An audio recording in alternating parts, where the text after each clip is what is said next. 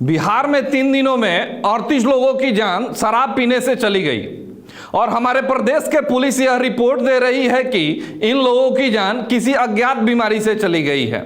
जिन लोगों की मृत्यु हुई है उनके परिजन यह चीख चीख कर बोल रहे हैं कि हमारे घर वाले की जान शराब पीने से गई है, लेकिन हमारी निकम्मी सरकार और पुलिस यह साबित करने में लगी है कि इनकी मौत शराब पीने से नहीं हुई है। अब मैं हूं अमित कुमार और आप देख रहे हैं डीएनडे न्यूज।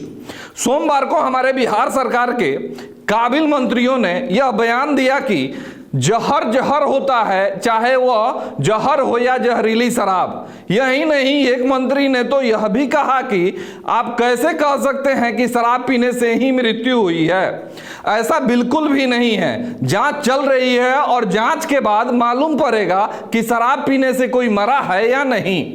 इन सब बयानों के बाद भागलपुर और बांका के डीएम ने एक रिपोर्ट दी है। उस रिपोर्ट में इस बात का जिक्र है मरने के बाद किसी भी शरीर का पोस्टमार्टम नहीं हुआ है, इसलिए हम इस बात से इनकार करते हैं कि मरने वालों की मृत्यु जहरीली शराब पीने से हुई है। उस रिपोर्ट में यह भी कहा गया है कि मरने वालों के परिजनों से हमने बहुत अच्छी तरह से बातचीत की है और सारे लोगों ने एक साथ कहा कि सारे लोगों की मौत बीमारी से हुई है और इसमें जहरीली शराब का कोई नामो निशान नहीं है। इस बात से यह स्पष्ट हो रहा है कि सरकार और पुलिसिया विभाग इस बात को छुपाने में लगी हुई है कि मरने वालों की मृत्यु जहरीली शराब से हुई है, क्योंकि मरने के बाद जब शरीर को जला दिया जाता है तो पोस्टमार्टम नहीं होता है। यही इस रिपोर्ट में दर्शाया गया है। लेकिन हमें जानना है कि बिहार के कोई भी नेता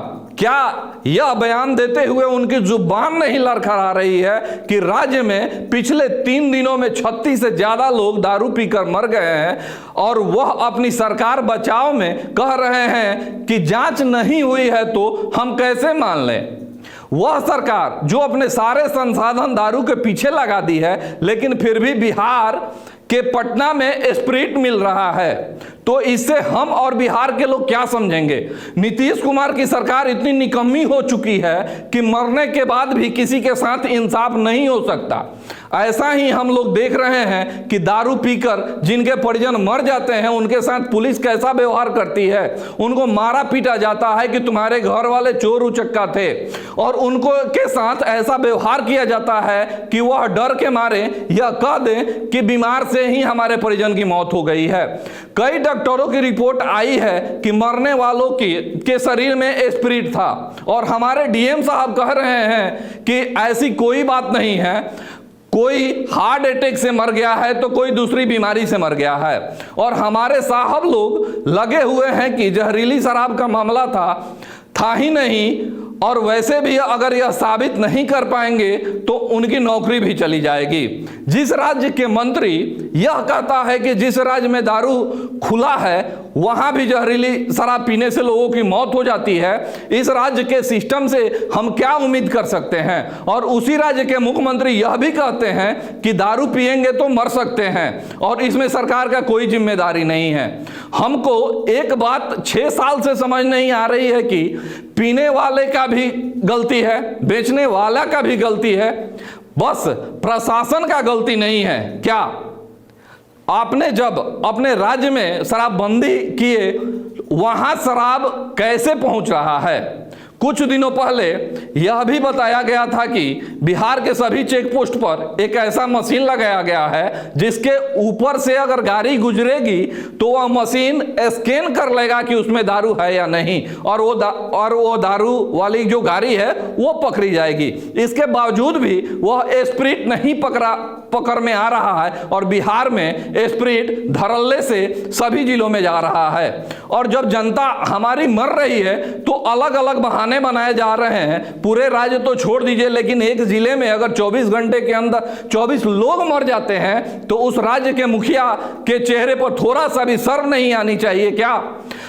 तो हम यह दावा के साथ कह सकते हैं कि मुख्यमंत्री साहब एसी की ठंडी ठंडी हवा में बैठकर अब यह सोच रहे होंगे कि ड्रोन और हेलीकॉप्टर तो उड़ा दिए, अब ऐसा क्या उड़ा दे कि बिहार पूरी तरह खत्म हो जाए।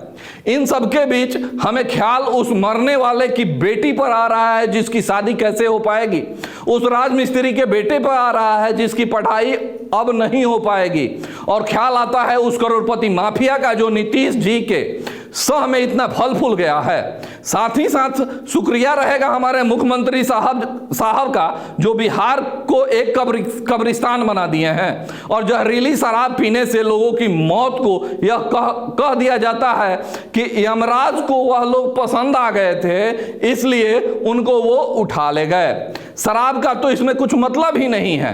आने वाले दिनों में यह भी कहा जा सकता है कि शराब पीने से आज तो कोई मरा ही नहीं, किसी को लवेरिया हो गया था तो किसी को फाइलेरिया हो गया था या कोई हार्ट अटैक से मर गया था।